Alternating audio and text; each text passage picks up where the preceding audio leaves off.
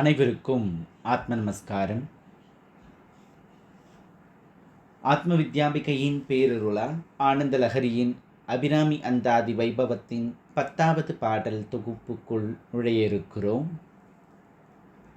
சுக்லாம்பரதரம் விஷ்ணும் சசிவர்ணம் சதுர்புஜம் பிரசன்னவதனம் தியாயி சர்வ விக்னோபசாந்தையே. பாலும் தெளித்தேனும் பாகும் பருப்பும் இவை நான்கும் உனக்கு நான் கலந்து தருவேன். கோலம் செய் துங்கக்கரி முகத்து தூமணியே, நீ எனக்கு சங்கத்தமிழ் மூன்றும் தான். சரஸ்வதி நமோஸ்துப்யம் வரதே காமரூபிணி, வித்யாரம்பம் கரிஷ்யாமி சித்திர்பவது மே சதா. குரு பிரம்மா குருர் விஷ்ணு குருர் தேவோ மகேஸ்வரः, குரு சாட்சாத் பரபிரம்மா தஸ்மை ஸ்ரீ குரவே நமः. என்னுடைய பரமேஷ்டி குருவான ஆத்ம வித்யாம்பிகையின் பாதங்களை பணிந்து, என்னுடைய பரம குருவான ஸ்ரீ வித்யா உபாசகி கோட்டூர்புரம் ஸ்ரீ புவனேஸ்வரி அம்மாளின் திருப்பாதங்களை தொட்டு, என்னுடைய ஆத்ம குருவான என்னை ஈன்ற பெற்றோர்களான விஜயன் ஜெயா தம்பதியினரின் திருப்பாதங்களை பணிந்து, ஆனந்த லஹரியின் அபிராமி அந்தாதி வைபவத்தின் 10வது பாடலினை சிந்திக்க உள்ளோம். அம்பிகை எத்துணை அழகானவள், அவளுடைய அருளானது எத்துணை விஸ்தாரமானது அப்படின்னு விளக்கிக்கிட்டு வர அவர் அபிராமிப்பட்டு எந்த வகையிலெல்லாம் வழிபட்டாலும் அவளை அடையலாம். அவள் எதற்கெல்லாம் உவமையானவள், அவள் எப்பேற்பட்டவள், அவள் கொடுக்கும் அருளின் அமுதமானது எத்துணை வலிமையானது அப்படின்னு விளக்க முயற்சி பண்ணுறதா இந்த பாடல் அமைஞ்சிருக்கிறது. நம்மளால் புரிஞ்சுக்க முடியாது. அந்த பாடல் இதோ. நின்றும் இருந்தும் கிடந்தும் நடந்தும் நினைப்பதுன்னை, என்றும் வணங்குவது உன்மலர்த்தாள் எழுதா மறையின் ஒன்றும் அரும்பொருளே அருளே உமையே இமயத்து, அன்றும் பிறந்தவளே அழியாமுக்தி ஆனந்தமே. இதற்குள் ஒரு அழகான யோக ரகசியமும் ஒளித்து வைக்கப்பட்டிருக்கிறது. அது நம்ம என்னென்ன தேடி முயற்சித்து புரிந்து கொள்ள முயற்சி பண்ணுவோம். நின்றும் இருந்தும் கிடந்தும் நடந்தும் நினைப்பதுன்னை. செயல்னு நான் எது செஞ்சாலும் அது உனக்கே அர்ப்பணம் அம்மா. இன்னைக்கு நான் நடக்கிறேனே ஆனால் அது உன்னுடைய அருள். இன்னைக்கு நான் நோய்வாய்ப்பட்டு கிடந்துட்டேன் படுத்துட்டேனே ஆனால் அதுவும் உன்னுடைய அருள்.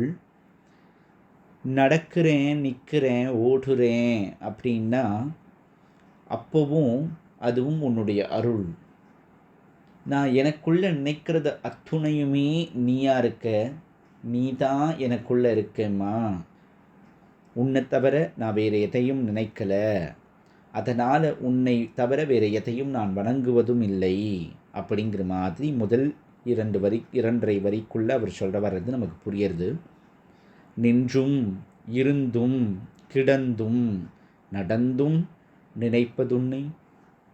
நான் எந்த செயல் செஞ்சாலும் அதற்கு காரணமாக சக்தியாக இருப்பது நீதானேம்மா. அதனால் உன்னையே நினைக்கிறேன். இன்றைக்கி நான் நிற்கிறேன், இப்போ நான் நடக்கிறேன், இப்போ நான் கிடக்கிறேன் அப்படின்னா என்னுடைய உடலானது உயிர் அப்படிங்கிற உன்னுடைய துடிப்பின் காரணமாக செயல்படுதும்மா. உன்னை நான் மறக்கவே மாட்டேன்.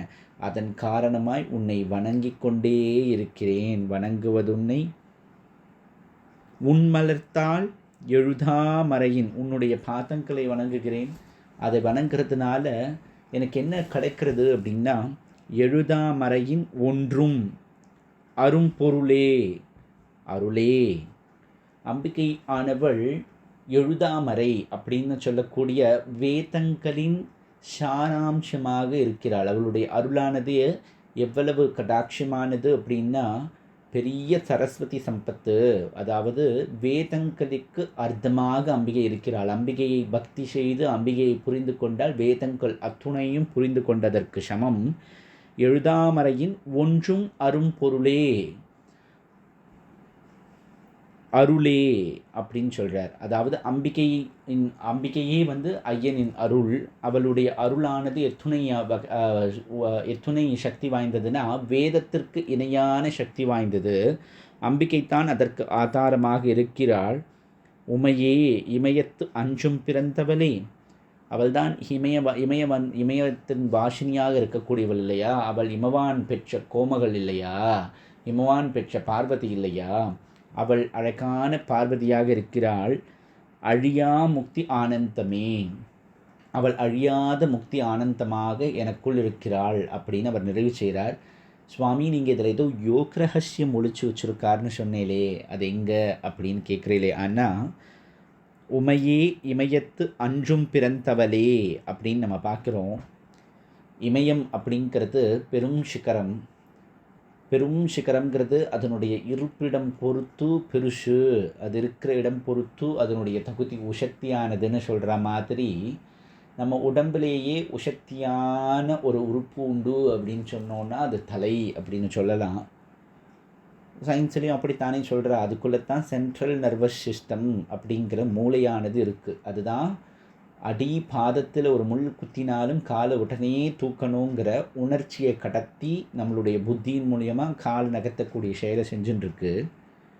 அப்போது குண்டலினி அப்படிங்கிறது ஆதார சக்கரமான மூலாதாரத்தில் முடங்கி கிடக்குமே. ஆனால் அதனால் நெறியான வேதங்களை ஓதி மந்திரங்களை மனனம் செய்து எனக்குள்ளே அதை மீண்டும் மீண்டும் உருவேற்றி சுருண்டு படுத்து கொண்டிருக்கக்கூடிய அந்த குண்டலினியை மேல் எழுப்பி அதை சிக்கரமாக உள்ள என் தலை மீது அடைக்கலம் ஆக்கி சகசிராரத்தை தொடச் செய்து என் உடல் முழுக்கவும் அந்த ஆனந்த அமிர்தமானது பரவுமே. ஆனால் அத்துணை நாடி நரம்பும் புத்துணர்வை பெறுமே. ஆனால் எனக்கு அழியாத முக்தியானது பிரசவிக்கும் அப்படின்னு யோகசாஸ்திரம் சொல்கிறது.